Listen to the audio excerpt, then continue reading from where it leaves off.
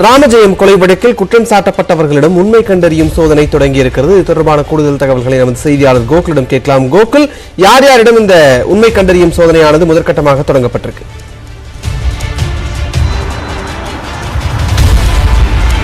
அமைச்சர் K N நேருடைய சகோதரர் ராமஜெயம் கொலை வழக்கில் சந்தேகப்படக்கூடிய ரவுடிகள் 12 பேரை உண்மை கண்டறியும் சோதனையானது நீதிமன்ற அனுமதியோடு தொடங்கியிருக்கிறது. இன்று முதற்கட்டமாக 4 பேருக்கு நடைபெறுகிறது. தொடர்ச்சியாக 4 நாட்கள் இந்த உண்மை கண்டறியும் சோதனையானது நடைபெறுகிறது.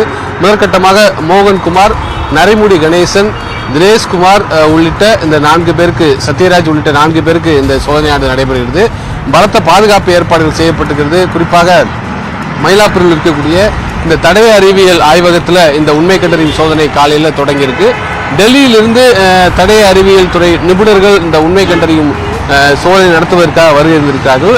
அவர்களோடு, அதாவது உண்மை கண்டறியும் சோதனை யார் யாருக்கெல்லாம் செய்யப்படுகிறதோ அவர்களுக்கு கூடுதலாக அவர்கள் உதவி செய்ய ஒரு வழக்கறிஞர் நீதிமன்றம் உள்ளே செல்வதற்கு அனுமதி வழங்கியுள்ளது. ஆகவே மோகன்குமாருக்கு முதற்கட்டமாக உண்மை கண்டறியும் சோதனையானது தற்பொழுது தொடங்கியிருக்கிறது. மோகன்குமாரோடு அவருடைய வழக்கறிஞர் உள்ளே சென்றுள்ளார். அதே போல மற்ற 3 நபர்களும் உள்ளே இருக்கிறார்கள். அவர்களுக்கு துணையாக வழக்கறிஞர்களும் உள்ளே சென்றிருக்கிறார்கள். நாளைய தினம் மற்ற 4 நபர்களுக்கும், அதே போல அதை தொடர்ந்து மற்ற 4 நபர்கள் என 12 பேருக்கும் இந்த உண்மை கண்டறியும் சோதனையானது நடைபெற இருக்கிறது. இந்த உண்மை கண்டறியும் சோதனைக்கு கேள்விகளை காவல்துறை ஏற்கனவே தயார் செய்து கொடுத்திருக்காங்க.